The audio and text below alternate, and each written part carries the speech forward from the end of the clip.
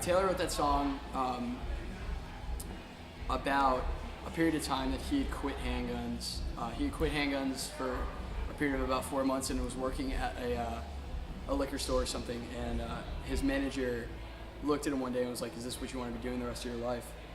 And Taylor panicked basically and was like, "Absolutely not, like no way." And called up the band and was like, "I'm in again. Like this is what I want to do and this is what I want to be doing." Actually, before I was in Handguns, I was in a band, and that band broke up, and that's what I thought it was the end of the world. Like I thought, you know, I wasn't gonna be able to play music, and like I thought I was gonna have to go get a job. I was in that band out of high school, and you know, we were touring and we were working hard, and I hadn't really put much focus on anything else at the time. So I was really like, once that went away, you know, I was starting to get involved with Handguns, but that was kind of like my band, you know, like at the time. I like helped write that music. That was my music, and like when that was gone, I was, you know, very upset about that. And I thought, you know, I was just gonna be that villain in Handguns, and like that was gonna be my peak, and you know, but it's not the case. You know, sometimes, you know, things fell into place. I joined Handguns full time. We're writing a record, which is in an amazing studio with an amazing producer, and you know, you just gotta keep going. You gotta take what you get and work with it. You know.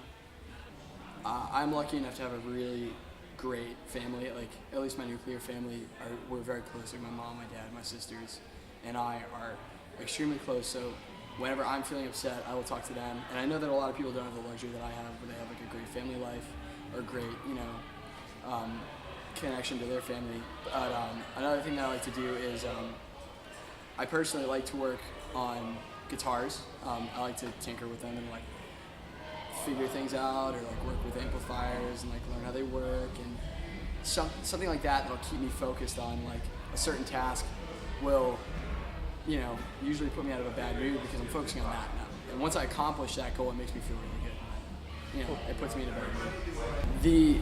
The first time I ever went on a full U.S. tour, it was actually with Handguns. I was filling in, and we were playing the White Rabbit in San Antonio, and I had just graduated high school. I'm 19 years old, so I've been touring for like 2 years out of high school. And so this kid who was a year older than me, was a really good friend throughout high school.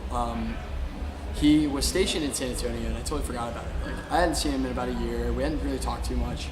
And then I'm out on tour, and it was like right in the middle of the tour. It was about like 2 or 3 weeks in. I was starting to get really like homesick. It was my first time out that long, and I was like, you know, really starting to feel it. And I posted a picture on Instagram of, you know, like the venue in San Antonio or whatever, and I got a call from him, and he was like, "Dude, like, you're actually here?" I was like, "Yeah." He was like, "Dude, I'm coming off base. I'm coming to come see you." And he took a cab and then met me at the venue, and we hung out and we talked about how weird it was that we were both in San Antonio, Texas. I never thought I'd leave the Northeast, you know. And we were in Texas together, and he was talking about how he missed home, and I was talking about how I missed home, and we hung out, we went and got burritos, he stayed for the show.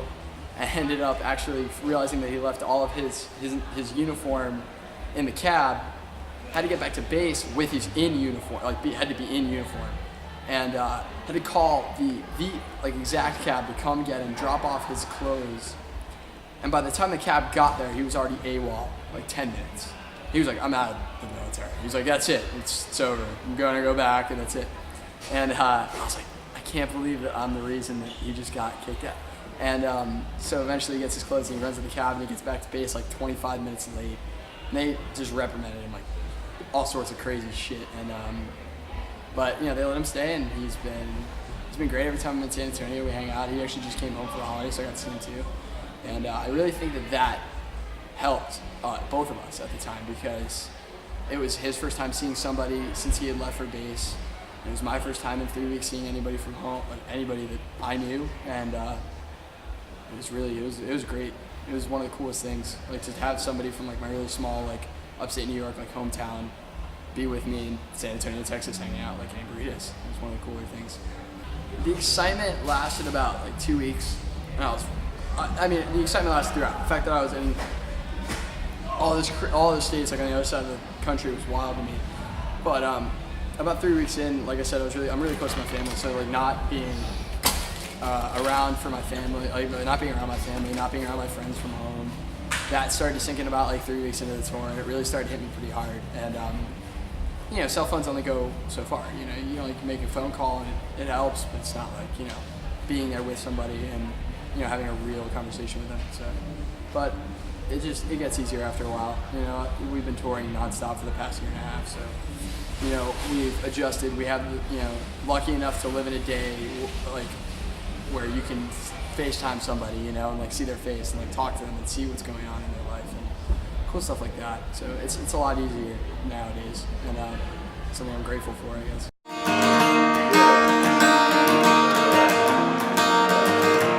Used to hear the same chords that I stole from a song that I once heard. What the hell was I